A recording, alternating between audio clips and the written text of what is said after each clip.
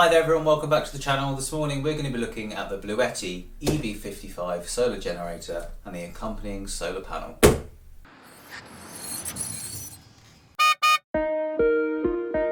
So full disclosure, Bluetti very kindly sent me these products to review, but it's not an advert. They don't approve anything that I say and they're not going to get to see this video before it's published. So everything that I'm saying is 100% what I experience.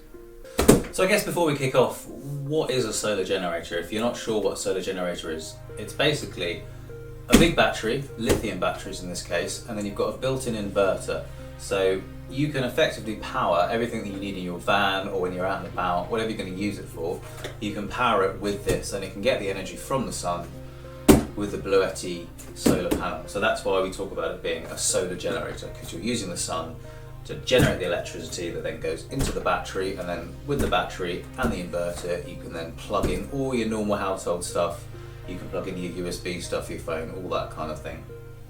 So what a lot of people are using these for is when they're out and about and they want a power source, maybe they're working off grid and they want to use a laptop or something like that, you can plug your laptop straight into this and it will keep it powered for hours and hours and hours. If you're doing a van conversion and maybe you don't want to have to do all those kind of complex electronics, you just want a very simple system.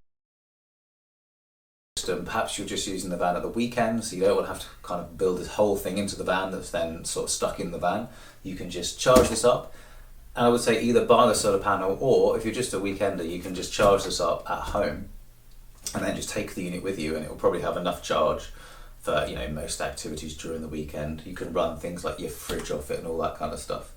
But we'll talk about that a bit more when we get into it, I think next step, let's unbox this and see what we've got.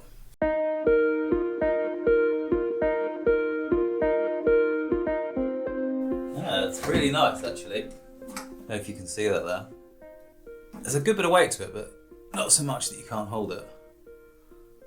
Yeah, really nice.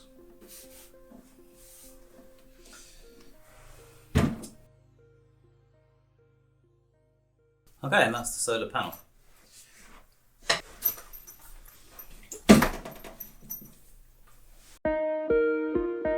So just starting at the front of the device, on the top you've got your wireless charging point. So if you've got one of those fancy phones that you can just put on a charging mat, you can do that with this and that will start charging.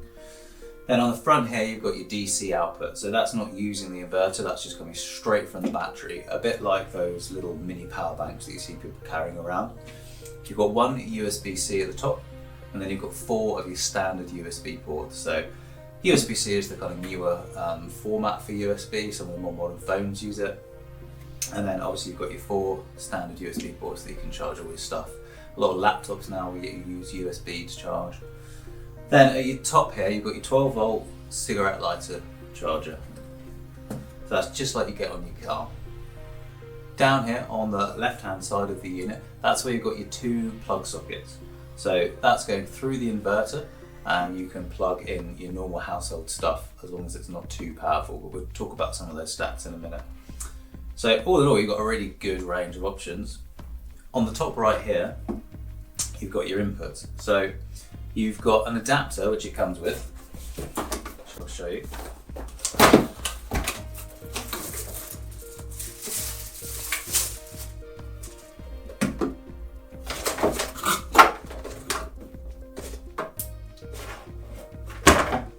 Okay, so out of the box, you get this one here. So that is what you're going to plug into the wall. So if you want to charge it not using the solar power, you use that. So standard plug socket, connects into that, plug into there, and that will charge it up. Then you've got your cigarette lighter. So you can also charge this using your cigarette lighter. So if you want it charging whilst you're driving, for example, that's a really good way of doing that without having to work out a sort of separate charging system. Very useful in the UK if it's a grey day. And then these are your solar connections, so that plugs directly into the solar panel, and then again it just plugs in here to charge like that.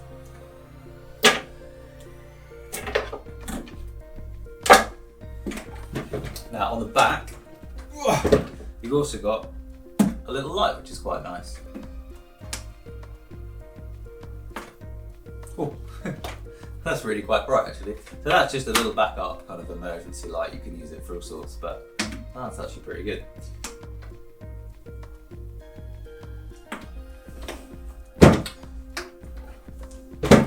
So let's say I want to charge this using the wall socket.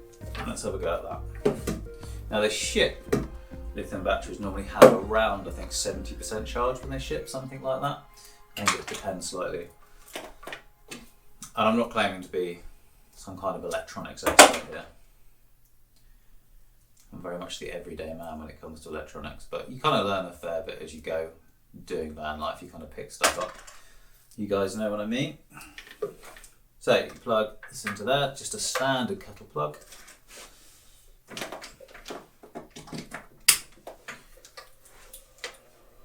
So that immediately starts whirring, and then that just plugs straight into the front there. Now you see the screen lights up. So there's something else to say. You have got little separate switches on all these sections. So if you want to use your AC, you just turn it on with a switch. If you want to use the USB, there's a little switch there as well. I'm just going to unplug this because it's got a fan in there, so it's a little bit noisy. It's just trying to keep itself cool as it's charging. So we'll just switch that off. Okay, so I've got a few stats for you on my phone because I know some of you guys like the technical details. So the synwave inverter, and pure synwave is a good kind of inverter. There's an old-fashioned type and a synwave type. It's better for sensitive electronics, so it's what you want. That's a 700 watt inverter, and then it's got a 1400 watt surge.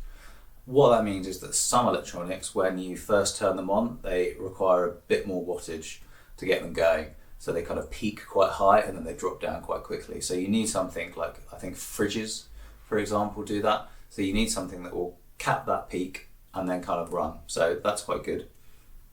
It's got a 537 watt hour capacity, which is reasonable. This isn't a massive one. So you can get huge kind of solar generators and you can get medium-sized solar generators and small.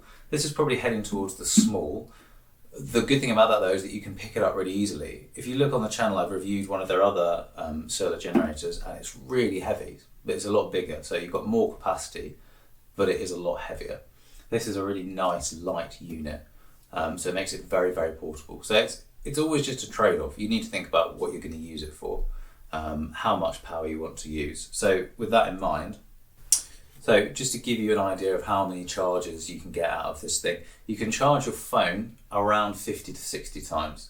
So if you're using, a couple of you going away for the weekend, you just want a phone and a bit of battery, more than enough. You could probably do a couple of weeks on this kind of thing. If you want to plug in a television, just to give you an example of something at the other end of the scale, you'll get about 6 hours running off of it. Now obviously that depends what kind of television, how you're using it, how bright it is, all that kind of stuff. But this is just give you kind of a rough idea. The unit itself, you can charge this over 3,500 times before the lithium batteries drop to about 80% capacity. So everything that you buy that has a lithium battery in it only has so many charge cycles before it starts getting a bit knackered. Think of your phone. After a few years with your phone, it stops holding charge, the battery starts getting flat quite quickly. This one, about 3,500, and they're saying you sort of maintain about 80% charge. So that's pretty good. The batteries in the Bluetti are quite good. They've got a good reputation. They're not the sort of budget end, they're reasonable.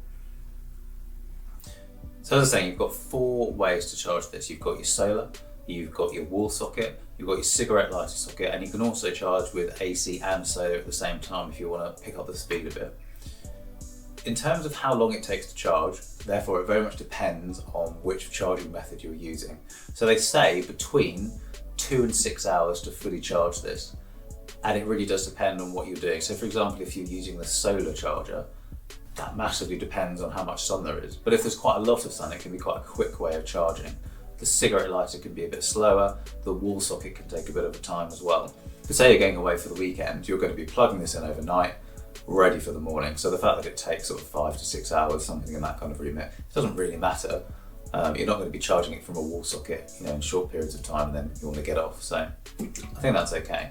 I think one sort of really nice thing about these solar generators, especially with energy prices getting as crazy as they are, the ability to charge from the sun and then just to use this is really nice. So effectively you can be completely off grid with it. It's completely green. You know, you're transferring energy from the sun into power for this. And the fact that if it's not sunny enough, you've got these other ways of charging it, does make it quite flexible. That is quite nice. As we all know, winter in the UK is not always ideal for solar. So you do want the option to be able to charge somewhere else. Or say you're abroad and the weather's not good. Maybe you're on a campsite though and suddenly you can get some energy that way. So I think it's good that it's flexible. Let's have a look at the solar panel. So the solar panel itself is 200 watts, which is quite reasonable for the size of unit that we've got. A couple of clips on the back. And then it folds out. It's going to be quite hard to show you on this table. Basically it's big. It's moderately heavy, but nothing crazy. It's water resistant and these panels are flexible. So yeah, so they're very versatile, they're very flexible. You don't have to worry about breaking them. You can, you know, you can walk over these. They're very durable. So you can chuck it in the back of the van and not have to stress. On the back here, all the way along, you've got these little straps, and what that means is you can stand it up. I'll show you. Ugh.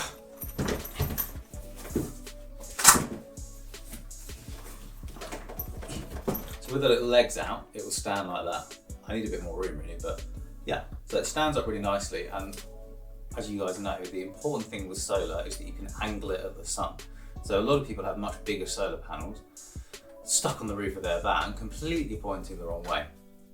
And so with this, you can angle it at the sun. It makes it much, much more efficient. So although, you know, it's not the world's largest solar panel, you'll be able to get, you know, much more of that sun. In here is all the cables. Nice little pocket. Again, all water resistant. And there you go. So you've got your cable there. And these are standard solar connection cables. I don't know what they're called. They've got a fancy name. Really simple. Just plug in straight like that. That's now connected to the solar panel. Plug that straight into the front of the Bluetti. That's it. You're good to go. You're charging. I would show you, however, it's completely overcast outside and there's absolutely no point. I have used Bluetti solar panels before. I've got another unit from them. They're really good. They work really well. When we were traveling in Spain, we definitely took ours with us. It was useful. In fact, there was one point where some of the energy systems in the van weren't working properly. So it was really nice to have that backup. If you're working on the road and you really need that power, having one of these tucked in the back, I definitely recommend it.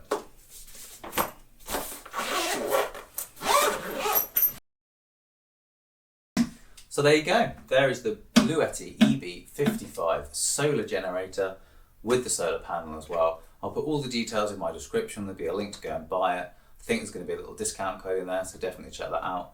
Once again, massive thanks to Bluetti. I really rate their stuff. They're great guys to work with.